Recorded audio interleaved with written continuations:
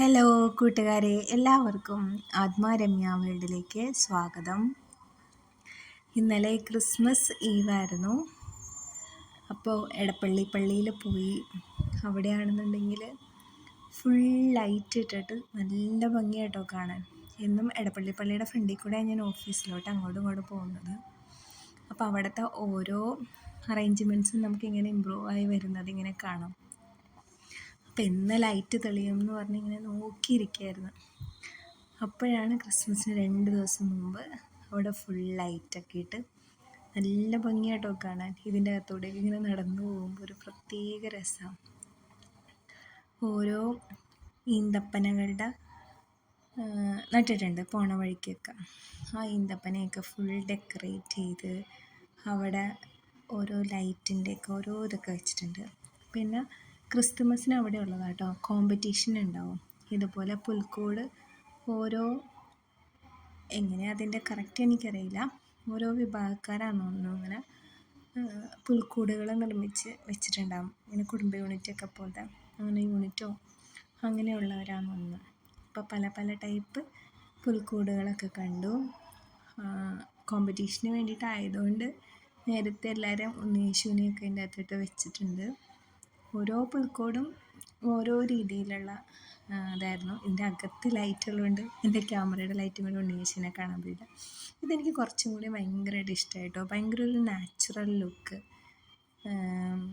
ചെളിയും മണ്ണും അതുപോലെ വൈക്കോലിൻ്റെ ഇതും എല്ലാം വെച്ചേക്കുമ്പോൾ ശരിക്കും ഒരു നേച്ചറിനോട് നിൽക്കണമായിട്ട് തോന്നി.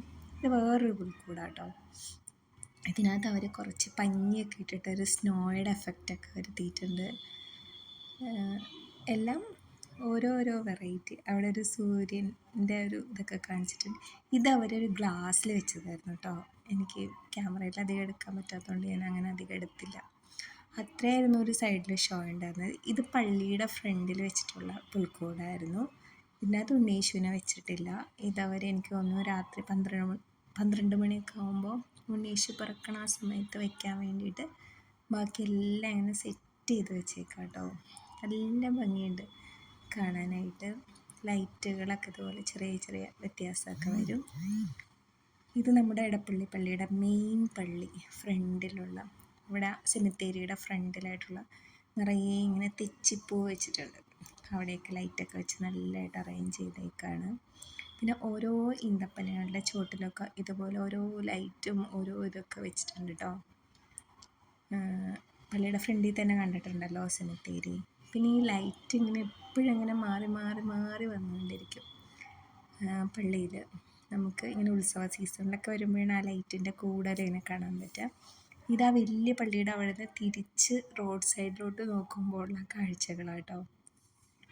ഇത് നമ്മുടെ വലിയ പള്ളിയുടെ അകത്തുള്ള വർക്ക്.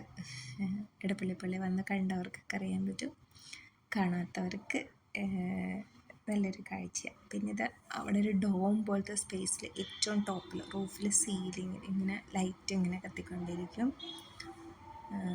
ഇതാ സർക്കിൾ പോർഷനിലുള്ള ചുറ്റിനുള്ള ഇതാണ്. ഇതാ നമ്മൾ ഫ്രണ്ടിലോട്ട് കയറി വരുമ്പോൾ തന്നെ പള്ളിയുടെ ഫ്രണ്ടിലായിട്ടൊരു ഡോം പോലത്തെ സ്പേസ് ഉണ്ട്. അവിടുത്തെ സീലിംഗ് ആട്ടോ ഈ ഒരു വർക്കൊക്കെ ചെയ്തിരിക്കുന്നത്.